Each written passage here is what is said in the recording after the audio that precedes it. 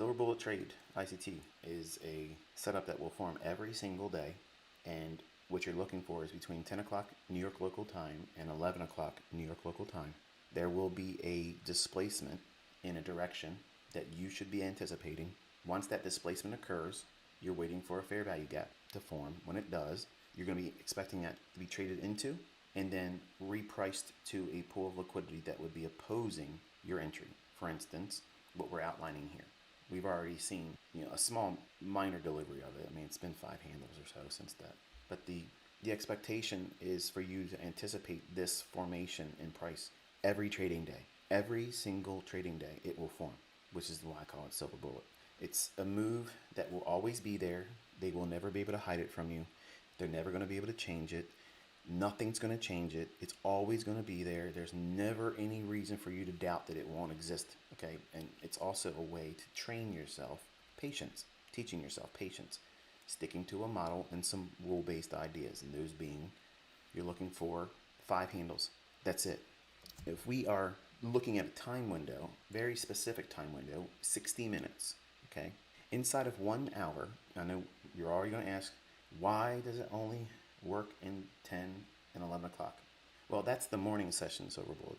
But between 10 o'clock and 11 o'clock, what you're looking at is the last portion of the move that's going to unfold just for that AM session. And you're right in the heart of that move. And fair value gaps are generally forming after a move begins. There's an inception of a move that you missed. That's like selling short above old highs. You didn't get in it. You weren't able to do that, but you don't need that. Like I was teaching with the 2022 model, you don't need that to be able to do consistent setups. Between 10 o'clock and 11 o'clock, you are in the heart of the AM session move, which is essentially between 8:30 in the morning to 11 o'clock. It can go as far as noon, the beginning of New York lunch hour, but it's, again, a graduated thing in terms of time.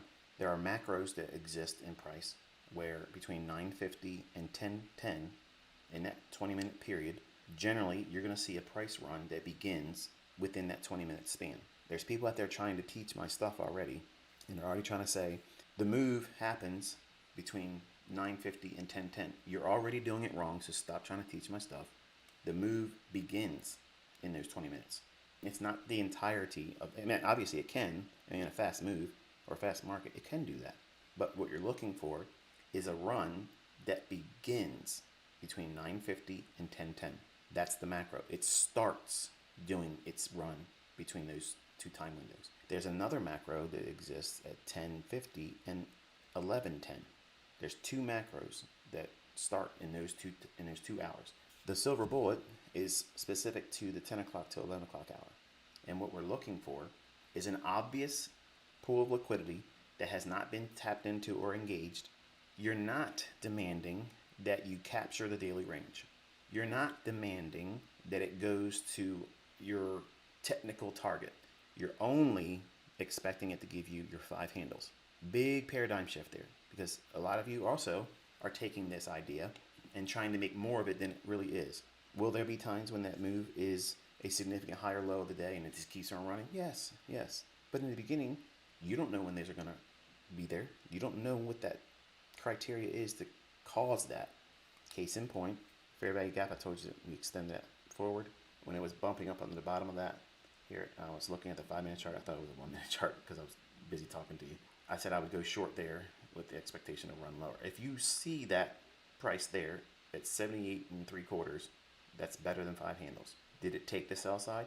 No, but that's the structure that we used for draw and liquidity. Remember, I teach partials. I teach that you have to pay yourself. I teach you that it's just a way for you to frame your expectations on where the price should gravitate to. So go back up to a 5-minute chart real quick. So here's the low I was anticipating a draw to. Fair value gap here on the 5-minute chart as it went up into there. So as we hit that, if it were not seeing these relative equal lows here, if we didn't have the relative equal lows, if it was just one singular low, that would be an aggressive entry for me, and it would be where I told you. And it delivered immediately, attacking this short-term low. It offered more than 5 handles. That would be it. You don't need to be right about your levels.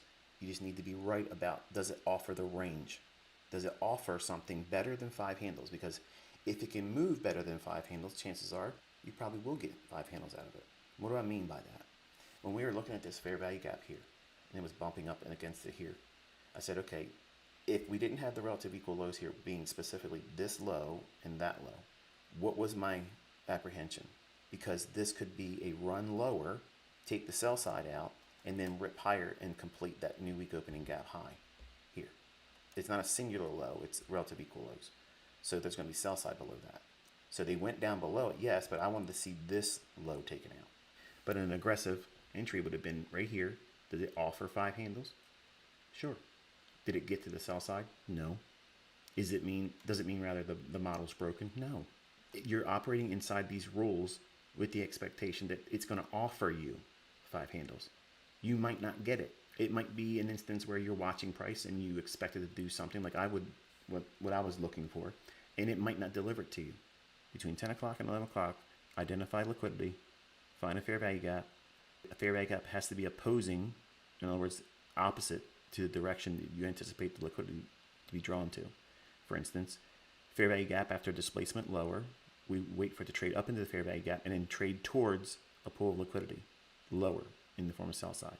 If you're bullish, you're looking for the market to trade higher, displacement higher, leave a fair value gap below market price, then trade down to the fair value gap, and then gravitate towards a pool of liquidity, which would be buy side that hasn't been engaged yet, and it has to have better than 5 handles in terms of the range from where you think it might get to, not that it needs to get there.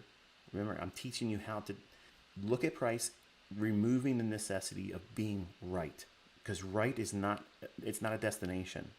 Being correct is not a destination. Excellence in execution is, and it has a very small population. The only way you get to be a member of that is by doing the things I'm telling you to do and avoid the things I'm telling you to avoid.